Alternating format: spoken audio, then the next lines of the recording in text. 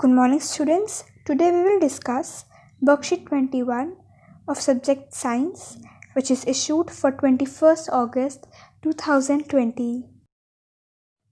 Jigyasa has prepared a temporary mount slide of an onion peel and cheek cell. She observed the following under the compound microscope in the slide. जिज्ञासा ने एक temporary slide prepare करी किसकी onion पील cell की और चीक cell की, और उसे फिर कंपाउंड माइक्रोस्कोप में देखा। मैं आपको इन दोनों ही चीज़ों की मैग्नीफाइड पिक्चर भी दिखा देती हूँ। बच्चों, ये अनियन पील है और ये चीक सेल्स हैं।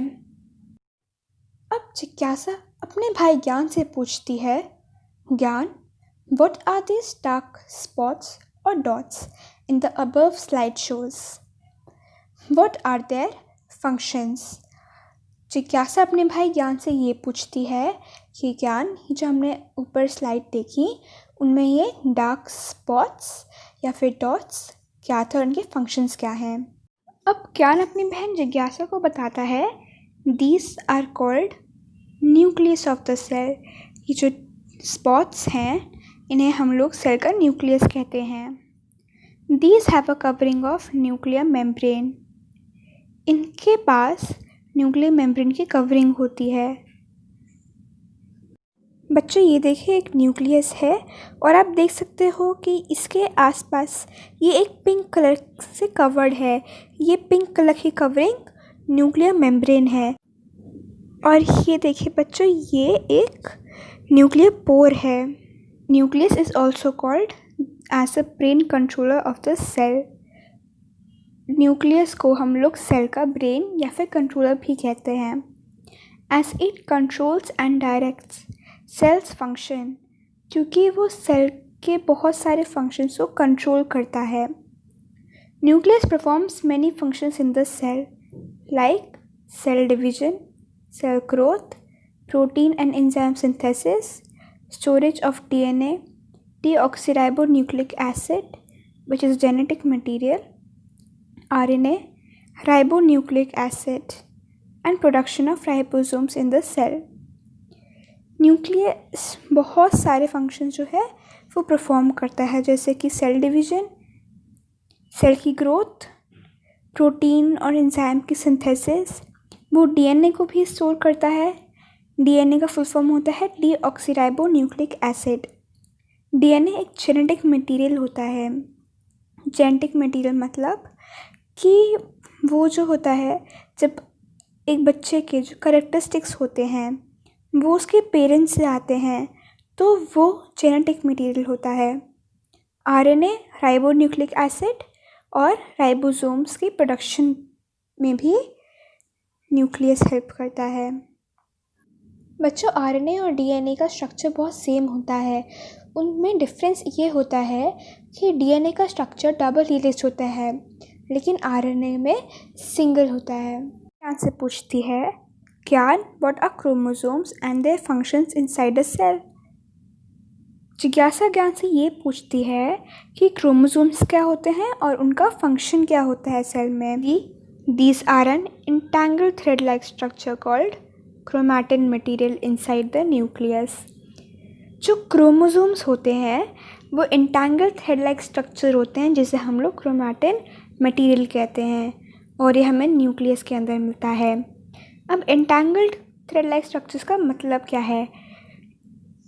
बच्चों, क्रोमैटिन जो होता है वो थोड़ा इस तरीके का होता है, आप इस डायग्राम में देख सकते हैं, which is made up of DNA and protein. Chromatin material जो होता है वो DNA और प्रोटीन का बनता है। When cell division begins, this material aligns itself in the form of coupled rod-like structures called chromosomes. जब सेल डिवीजन शुरू होती है तब ये मटेरियल जो है वो अपने आप को रॉड-लाइक स्ट्रक्चर्स में बदल लेता है जिसे हम लोग क्रोमोसोम्स कहते हैं। सेल डिवीजन क्या होती है? सेल डिवीजन हम सभी जानते हैं, सेल के डिवाइड होने को हम सेल डिवीजन कहते हैं। In prokaryotic cell the nucleus is in the form of nuclear region without membrane which is called as nucleoid. Prokaryotic cell में न्यूक्लियस तो होता है, लेकिन जो न्यूक्लियस उसमें होता है वो मेम्ब्रेन बाउंड नहीं होता, उसके आसपास मेम्ब्रेन नहीं होती है, इसलिए हम उसे न्यूक्लियोइड कहते हैं।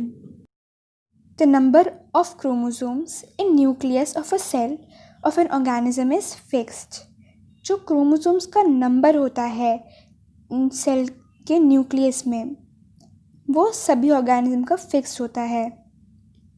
There are 46 or 23 pairs of chromosomes are present in human cell. हम या तो क्रोमोसोम को कहें 46 क्रोमोसोम्स या फिर 23 पेयर्स ऑफ क्रोमोसोम, वो ह्यूमन सेल में प्रेजेंट होते हैं। जो क्रोमोसोम्स होते हैं, क्रोमोसोम के जो पेयर्स होते हैं, वो न्यूक्लियस में इस तरीके से रहते हैं। The functional segment of DNA on chromatin is called genes. जो फंक्शनल सेगमेंट होता है डीएनए का, उसे हम लोग जीन्स कहते हैं।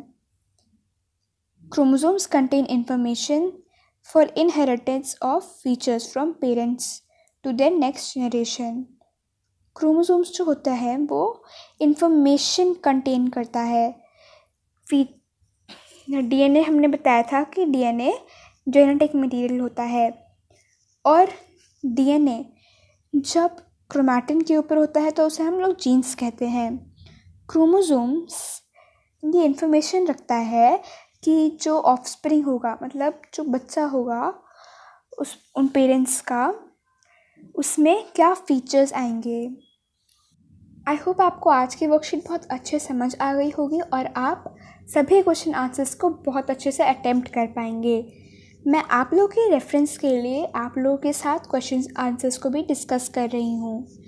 पहला क्वेश्चन है, what is the difference between prokaryotic and eukaryotic nucleus. हम जानते हैं कि प्रोकैरियोटिक में जो न्यूक्लियस होता है वो मेम्ब्रेन बाउंड नहीं होता है, लेकिन यूकैरियोटिक सेल्स में न्यूक्लियस मेम्ब्रेन बाउंड होता है। अब सेकेंड क्वेश्चन है, write full form of DNA and RNA. Where is DNA found in a cell. Second question में ये बताना है हमें कि डीएनए और आरएनए का फुल फॉर्म क्या होता है और डीएनए सेल में कहाँ मिलता है। तो इसका आंसर होगा, full form of DNA is deoxyribonucleic acid and full form of RNA is ribonucleic acid. तो फर्स्ट पार्ट का तो ये आंसर हो जाएगा, और इस वाले पार्ट का आंसर होगा कि DNA is found in nucleus of the cell. अब हमारा थर्ड क्वेश्चन है, what is the number of chromosomes in human being, what are genes and where are they located. तो हमें सबसे पहले बताना है कि एक ह्यूमन बीइंग में कितने क्रोमोसोम्स होते हैं। तो इसका आंसर होगा, देयर आर 46 और 23 pairs of chromosomes in a human cell. और इस वाले का आंसर होगा कि the functional segment of DNA on chromatin is called genes and they are located on chromosomes.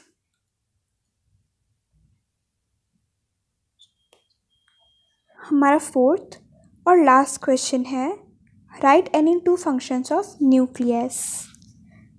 तो बच्चों इसका आंसर होगा, two functions of nucleus are cell division, cell growth, protein enzyme synthesis, storage of DNA, RNA and production of ribosomes. मैंने आपको बहुत सारे इसमें functions बताए हैं, आपको इन फंक्शंस में से कोई भी 2 फंक्शन चूज़ करके लिखने हैं।